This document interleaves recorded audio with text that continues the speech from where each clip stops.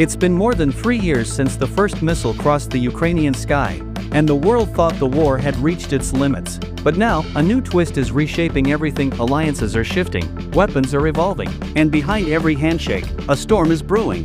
Cut to map visuals of Eastern Europe. Tonight, we're diving deep into the new turning point of the Russia-Ukraine war, what's really changing on the ground, and why it might decide the future of Europe itself.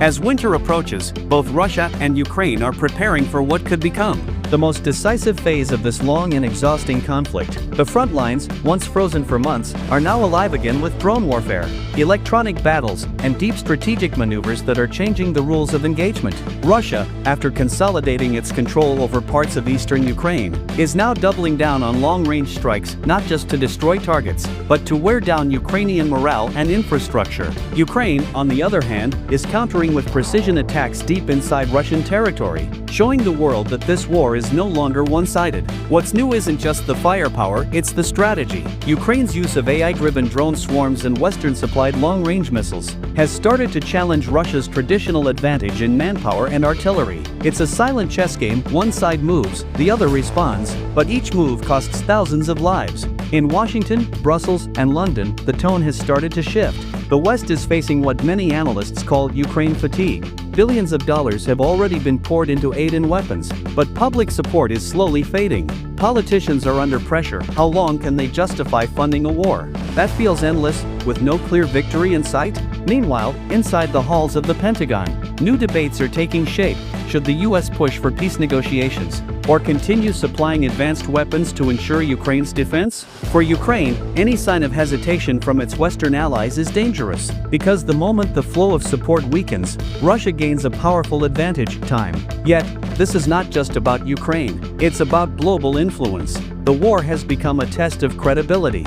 For NATO, for the European Union, and for America's promise to defend democracy abroad.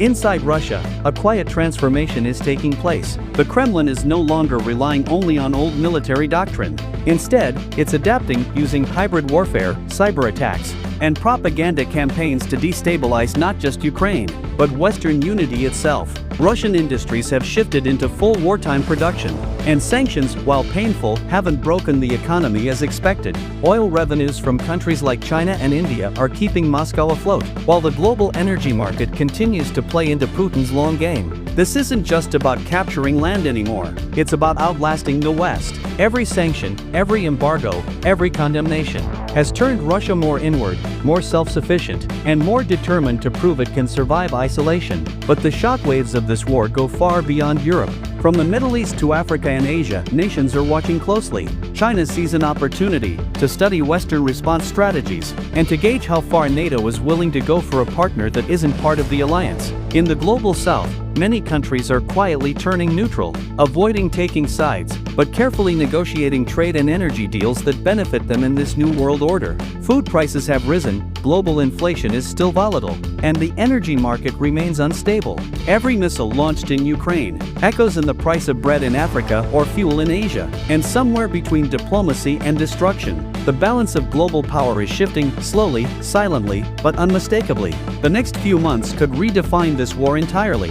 Analysts predict a stalemate scenario, where neither side can claim a clear victory, but both continue bleeding resources and lives. Yet, history reminds us that stalemates don't last forever. A single event, a failed offensive, a political change, or a new alliance, could tip the scale dramatically. Some experts warn of escalation, the possibility that Russia could test tactical weapons, or that NATO might respond more directly if civilian targets continue to be hit. Others believe quiet back-channel talks are already happening. Secret negotiations between Moscow, Washington, and European powers to freeze the conflict and set the stage for diplomacy. But even if a peace deal emerges, it won't be peace as we once knew it. The scars are too deep, the mistrust too strong, and the geopolitical chessboard too fractured. Soft ambient music fades and visuals of destroyed cities slowly transition to hopeful rebuilding scenes. The Russia-Ukraine war has entered a new chapter, not one of battles and borders alone, but of endurance, politics, and shifting global realities.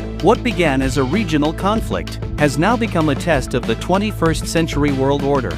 As nations pick sides, one truth remains unchanged. In every war, there are no real winners, only survivors. Pause for effect. So the question now isn't who's winning, but who will last long enough to write the ending. What do you think? Is this the beginning of the end, or just the end of the beginning? Outro music rises, fade to black with channel logo.